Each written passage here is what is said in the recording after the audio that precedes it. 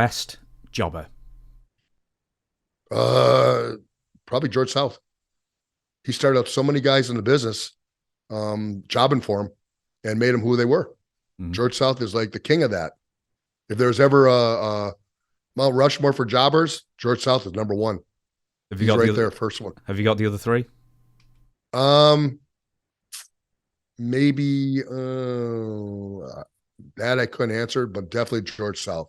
He's king. Everyone basically says either George South, Barry Horowitz, or Okay, that's what I'm. Yeah, Barry's incredible. and I think the third ones we get are either the Mulkey brothers or I Mike Sharpe. Iron Mike Sharpe, and I loved Iron Mike Sharpe. He was funny. Right, everyone tells fairly similar stories about Iron Mike Sharpe, but I loved them all anyway. So go on, give us the why was he funny? Mike came into a town one time, and he got to the match about 15 minutes early. He was the first match, and Chief Jay Strongbow goes up and goes, "Oh, whoa, big man, where have you been?" And Iron Mike Sharpe looks at him and goes, "Chief, you won't believe it, but they moved the town. I looked at the map, and they moved this town from what the map says, and I couldn't find it, and I finally figured out where this town was." And Chief was like, looking at him like he couldn't say a word because he didn't know what to say. And Mike would open his bag. First of all, he had like a gallon of baby oil. Okay. And he would just throw on his tights real quick and just slop that stuff on him all over the place.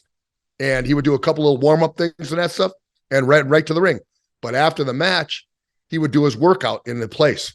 He'd do like an hour and a half workout afterwards with all the stuff he had. And then he would take a shower. He'd use about 5 different soaps. He was just a freak on that stuff, and different shampoos and everything else. But that was Iron Mike Sharpe. What's right? So we hear the OCD stuff. I mean, obviously you must have heard the story about the time he got locked into the arena. Yep, he did. What happened? He did. I don't remember what arena it was, but he just kept working out and lights went off and there's Mike. And Mike couldn't, what the heck? He had to call somebody to get the place opened up. He was still there. Yeah. I've heard that story several times. Occasionally people say security dogs were let out. Yeah, I'm sure they did. But I mean, I'm sure they probably made one last round and found him, but Mike was that way. He would just keep going until the last person was gone. With Mike's OCD, was it only about the cleanliness, or was it, flipping light switches 28 times on and off kind of thing as well, or was it just the cleanliness? I think it was just a cleanliness because I never saw him do any of the other stuff. He was just a clean freak.